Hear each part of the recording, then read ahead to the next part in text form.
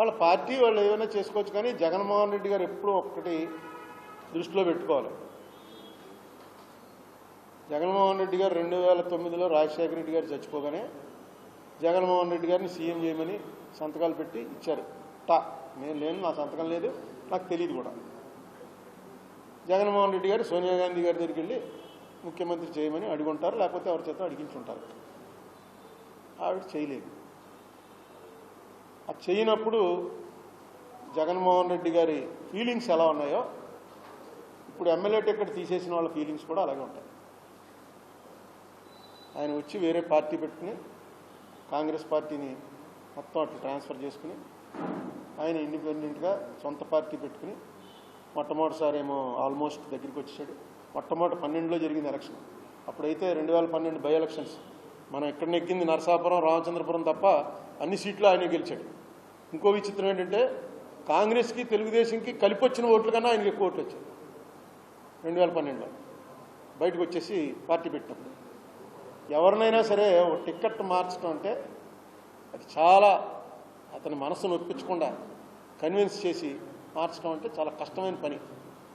జగన్మోహన్ రెడ్డి గారు ఆ టాక్టిక్స్ ఉందని నేను అనుకోవట్లే. దానికి చాలా టాక్టిక్స్ కావాలి ఒక మనిషిని.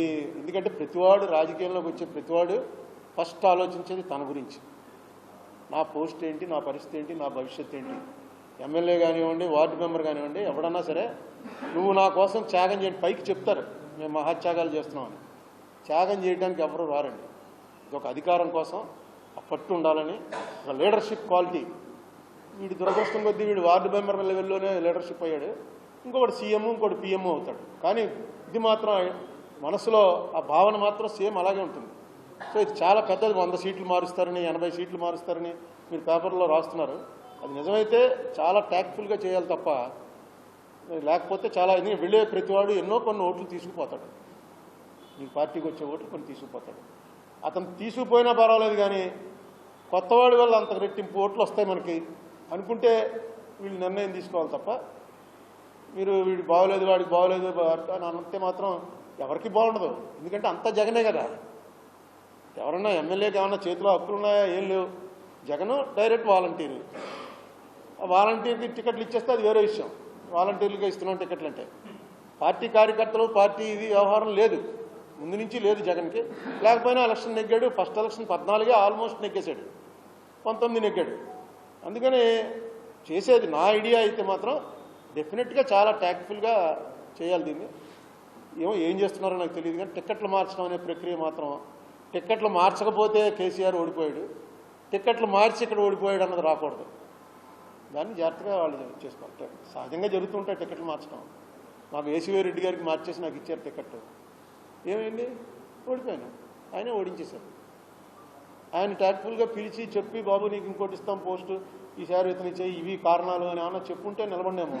చెప్పడానికి ఎవరు లేరు ఏసీవై రెడ్డి గారికి ఆ రోజులో. అంతే, అదే జరుగుతుంది. దీన్ని పెద్ద మీకు అందరికీ తెలియంది కాదు. నేనంటే ఎగ్జాంపుల్స్ కూడా చెప్పాను.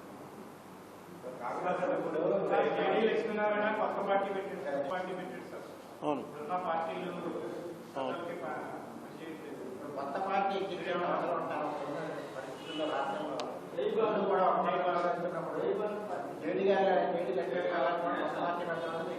అంటే ఇప్పుడు జేడీ లక్ష్మీనారాయణ కొత్త రాజకీయం ఇంట్రెస్ట్ ఉంది కాబట్టి రిజైన్ చేసి వచ్చాడు. ఆయన కొత్త పార్టీ పెట్టకపోతే ఏదో పార్టీలో చేరాలి. ఏదో పార్టీలో చేరిన తర్వాత ఏముంటుంది, ఏముండదు. కొత్త పార్టీకి ఏమి ఉండకపోవచ్చు, అది వేరే విషయం. కానీ ఏదో ఒక పార్టీలో చేరిన తర్వాత ఆయన గ్రాఫ్ ఏమి ఉండదు అసలు. Next IPS officer, corruption charges లేవు, 10 ఏళ్ళు సర్వీస్ ఉండగానే వచ్చేసినట్టున్నాడు. 10 ఏళ్ళలో 8 ఏళ్ళలో సర్వీస్ ఉండగానే వచ్చాడు ఆయన. అక్కడ మహారాష్ట్రలో కానీ ఇక్కడ కానీ ఎక్కడైనా సరే అతను ఒక మంచి, ఇంతకుముందు జయప్రకాష్ నారాయణ గారు పెట్టారు, ఆయన కూడా అంతే. ఆయన మీద నో కరప్షన్ ఛార్జెస్, మంచి ఆఫీసర్గా మనకి ఇక్కడ కలెక్టర్ చేశాడు ఆయన, మీకు తెలుసుగా, మంచి ఆఫీసర్గా పేరు. ఆయన ఒక పార్టీ పెట్టాడు. పార్టీ అంటే ముందు ఒక చిన్న సోషల్ ఆర్గనైజేషన్ పెట్టి పార్టీ కింద కన్వర్ట్ చేశాడు. ఆయన నెగ్గలిగాడు ఒక ఎలక్షన్. సరే, ఈయన కూడా అలాగవుతుందో. ఇప్పుడు కేజ్రీవాల్ వచ్చాడు. కేజ్రీవాల్ అన్ఎక్స్పెక్టెడ్ అనమాట. కేజ్రీవాల్ది అసలు, ఎందుకంటే మేము అప్పుడు ఎంపీలో మేము ఉండగానే ఢిల్లీలో డైరెక్ట్గా నామినేషన్ వెళ్ళి సిట్టింగ్ సీఎం మీద వేశాడు. శీలా దీక్షిత్ మీద ఎక్కాడు. ఆయన ఎమ్మెల్యే, ముఖ్యమంత్రి కాదు.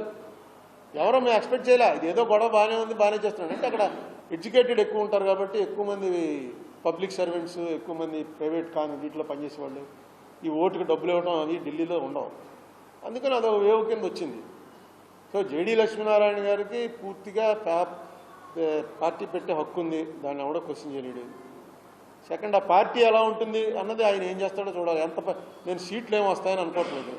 ఎంత పర్సెంట్ ఓట్లు వస్తాయి, డెఫినెట్గా ఆ ఓట్ల మీద ఆధారపడి ఈ రాజకీయంలో చిత్రపటంలో కొంత అవేర్నెస్ స్టార్ట్ అవుతుంది అన్ని పార్టీల్లో. ఇప్పుడు చంద్రబాబు నాయుడు గారు కానీ జగన్మోహన్ రెడ్డి గారు కానీ ఆనెస్ట్ గవర్నమెంట్లో నడపలేక కాదు, నడపడం వల్ల ప్రయోజనం లేదు, అందుకు నడపట్లేదు. ఇప్పుడు సేమ్ ఇవే పార్టీలు కేరళలో కాంగ్రెస్ వాళ్ళు చాలా ఆనెస్ట్ అందరం. మీకు అనేక సార్లు చెప్పాను, ఉమెన్ చాందీ అనే చీఫ్ మినిస్టర్ మీద 60 లక్షల రూపాయల ఎలిగేషన్ వస్తే ఫైరింగ్ అయ్యి చచ్చిపోయి ఆయన పదవి దిగిపోయే పరిస్థితి వచ్చింది సీఎంకి. Most honest. ఇంకా అందరిని చూస్తేనే మనం ఇలా కూడా ఉంటారా పొలిటీషియన్స్ అనుకుంటాం. చేతిలో గుడ్డ సంచి పట్టుకుని తిరుగుతాడు. ఏమీ లేదు అతనికి, ప్రాపర్టీస్ ఏమీ లేవు. చాలా మంచి పేరు ఉమెన్ చాందీ అంటే. అయిపోయింది ఒక ఎలిగేషన్ తోటి. ఎందుకంటే అక్కడంతా ఎడ్యుకేటెడ్, వాళ్ళు డబ్బులు తీసుకుని ఓట్లేదు. ఏమో లక్ష్మీనారాయణ గారు ఏం చేస్తారో, ఎవరికి ఏం చెప్తారో, ఎవరికి ఏం చెప్తుందో ఇంకా 4 నెలల టైం ఉంది. సో నేను ఆయన నడపలేరు.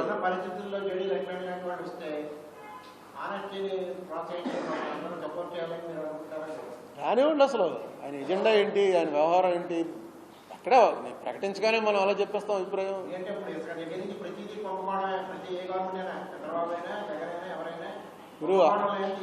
ఇప్పుడు రాజకీయం ఎలా తయారైందంటే, జేడీ లక్ష్మీనారాయణకి ఓటు వేయాలని నువ్వు ఇవాళ నిర్ణయం అయిపోయి 10 మందికి చెప్పి ఆ రోజున అక్కడ ఓటు వేయడానికి లోపలికి వెళ్ళి నొక్కే టైంకి మనం ఓటు జేడీకి వేస్తే జేడీని అక్కడ ఆడిని ఎక్కేస్తాడు. ఆడిని ఓడించాలి ముందని ఇడికి కొట్టేస్తాం. అదే జరుగుతుంది. మంచివాళ్ళ మీద గౌరవం లేక కాదు, మంచివాడు నెగ్గుతాడు అనేటువంటి కాన్ఫిడెన్స్ క్రియేట్ చేయలేదు. ఆ కాన్ఫిడెన్స్ క్రియేట్ అవ్వాలంటే ఎడ్యుకేషన్ ఉండాలి. పోతే పోయింది మన ఓటు ఇన్వాలిడ్ అయిపోయి అతనికి ఎన్ని ఓట్లు వస్తాయో చూద్దాం అసలు నిలబడతాం. మొన్న అలాగే అతనికి పవన్ కళ్యాణ్ పార్టీ తరఫున పోటీ చేసి పవన్ కళ్యాణ్ నియోజకవర్గంలో పవన్ కళ్యాణ్కి వచ్చిన ఓట్లు కన్నా ఎక్కువ వచ్చినట్టున్నాయి. పార్లమెంట్కి పోటీ చేశాడు. సేమ్ పార్లమెంట్ కాన్స్టిట్యున్సీలోనే పవన్ కళ్యాణ్ కూడా అసెంబ్లీ క్యాండిడేట్. నాకు ఉన్నది జ్ఞాపకం ఉన్నది కరెక్ట్ అయితే పవన్ కళ్యాణ్కి ఎన్ని ఓట్లు వచ్చాయో అంతకన్నా పార్లమెంట్ క్యాండిడేట్కి ఎక్కువ ఓట్లు వచ్చాయి. అది మరి జనం ఉన్నారనమాట. లేదు జేడీ లక్ష్మీనారాయణ మంచి ఆఫీసర్ కదా, వేయాలి కదా అని అనుకున్నారేమో. మార్పు వస్తూ ఉంటుంది. పార్టీ పెట్టి ఆయన ఎంతవరకు నడపగలడు, ఏం చేయగలడు చూద్దాం. బట్ నేనైతే ఏదే పార్టీ, ఎందుకే పార్టీ అని మాత్రం అన్నాను.